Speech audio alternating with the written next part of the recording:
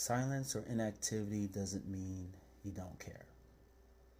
A lot of us hold Matai titles and we stay quiet, or we limit our involvement in family affairs, love and stuff like that. It's not because we're lazy. It's not because we don't respect the role, the title, our families.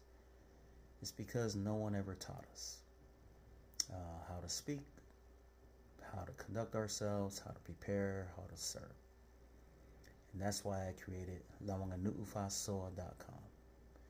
Fill that gap for those that need that assistance, for those that don't have anyone to lean on, to call upon. Lawanganuufasoa.com will help you find your voice, your purpose, instill confidence. So join us June 7th. Sign up on the website and let's get after it.